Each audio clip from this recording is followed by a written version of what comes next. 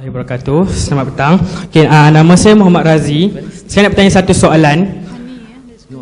Pakatan Rakyat pernah mengatakan bahawa ingin memberikan pendidikan percuma. Memandangkan kerajaan Malaysia memegang tampuk pemerintahan, mengapa Pakatan Rakyat tidak memberikan pendidikan percuma kepada negeri Universiti Selangor, memandangkan Universiti Selangor di bawah kerajaan negeri dan merupakan di bawah tampuk pemerintahan pembangkang? Sekian, terima kasih.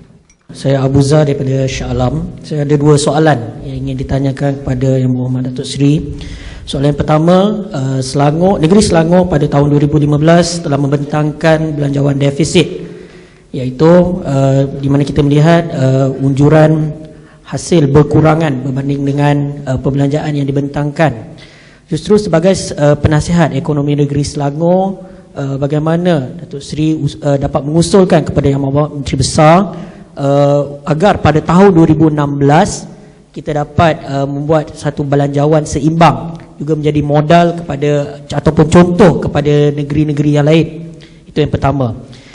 Terima kasih. Pertamanya Selangor masa pentadbiran Tan Sri Khalid ada kebaikannya pengurusan. Saya bukan untuk menolak semua kebaikannya. Ada cara pengurusan, cara tadbir, kelolaan awal, air percuma, peringkat awal, ya. Tetapi setelah beberapa tahun, ya, saya penasihat ekonomi, ya, isu air 5 tahun tak terberes, sampah tak terkutip, pendidikan Unicel, di Unicel umpamanya anak-anak yang tidak mampu membayar yuran dihalang daripada menduduki peperiksaan. Saya memberi teguran, saya kata tak boleh, ya.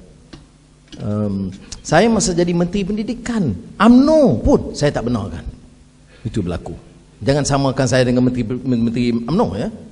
Karena masa itu saya masih ingat lagi 12 mahasiswa USM tak dibenarkan duduk peperiksaan kerana tak dapat memenuhi semua pembiayaan. Saya telefon Naib Chancellor dan saya marah Naib Chancellor. Saya kata tugas kamu menyelesaikan masalah ini. Kalau tak dapat, bagi tahu saya. Jangan lepaskan begitu. Ini dah kita jadi pemerintah di Pakatan Rakyat dengan cakap reform agenda, tidak selesaikan, tak boleh. Maka sebab itu ada langkah kajang dan perubahan ini berlaku. Dan sekarang dengan Menteri Besar baru Saudara Azmin Ali, ya, apa yang dia buat? Isu-isu macam sampah itu dia turun sendiri. Pastikan perkara ini diubah. Saudara boleh bicara kita ada lebihan sekian, nah, dan wang daripada kerajaan persekutuan ni dia ada 2 grant, ya, yang wajib ikut perlembagaan kepada negeri. Satu dia kata per capita, ikut penduduk. Satu lagi maris, iaitu untuk baik pulih jalan negeri, bukan federal highway, negeri. Baik. Bila Saudara Azim ambil alih 800 juta ringgit wang pemulihan baiki jalan, lopang-lopang bocor, bukan bocor, apa nama, belopak-lopak ini tak dibelanjakan. Tentulah ada lebihan.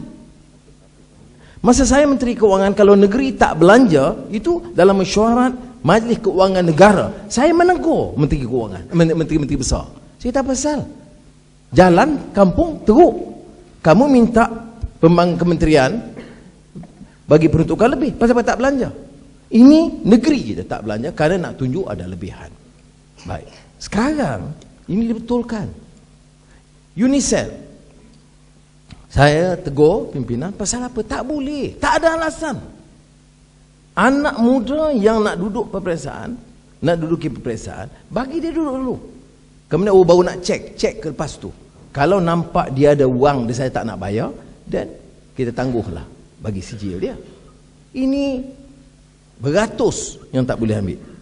Apa yang dibuat oleh Menteri Besar dengan Exco Saudara Nik Nazmi, Menteri Besar umumkan dia berikan dana segera 20 juta ringgit untuk menyelesaikan semua hutang anak-anak ini. Jadi saya fikir ini perubahan. Orang, saya tahu pada masa itu orang kata, oh, sebab Anwar nak jadi Menteri Besar, lepas tu tak boleh Menteri Besar sebab nak suruh Azizah jadi Menteri Besar. Tapi sekarang orang kian faham, bila ada Menteri Besar yang lebih peduli dan prihatin soal rakyat. Saudara, kita boleh bagi angka yang memukau, iaitu pertumbuhan ekonomi, pelaburan, sekian-sekian. Tapi bagi anak India di estate, bagi anak di kampung, atau yang sudah duduk sampah tak terurus. Saya tahu karena semasa itu saya pun kerap ke Kajang, masalah ke Kajang. Dan sudah tahu keadaan di kawasan-kawasan, terutama di desa, di kampung-kampung itu tidak memuaskan. Ya, jadi sementara saya akui ya, bahawa Tan Sri Khalid telah memulakan satu tata kelola urus yang membanggakan, tetapi ada isu-isu yang saya sebut kepedulian. Ini bukan baru. Tiap perhimpunan keadilan, konvensyen keadilan, tiap tahun saya kata ukuran kita kepedulian kepada rakyat. Kamu boleh hebat, boleh bicara soal belanjawan atau ekonomi, tapi kalau tak peduli soal rakyat, kamu tidak reformis dan tidak layak duduk dan memimpin dalam keadilan. Jadi saya setakat ini hampir 4 bulan kita tengok track record Menteri Besar dan pasukan dia, itu membanggakan. Jadi tidak ada sebab mengapa kita tidak berbulat, membegesa dan menuntut supaya hal-hal yang lebih dibuat.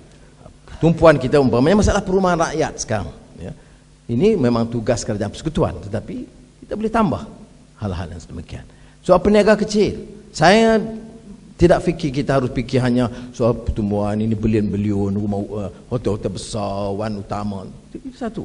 Tetapi bagi yang gerai, warung, peniaga-peniaga kecil, microkredit untuk rakyat, anak-anak muda yang nak mula perniagaan, keusahawanan, itu dalam peringkat kita dibuat, dan ini juga diberi tekanan oleh Menteri Besar yang baru.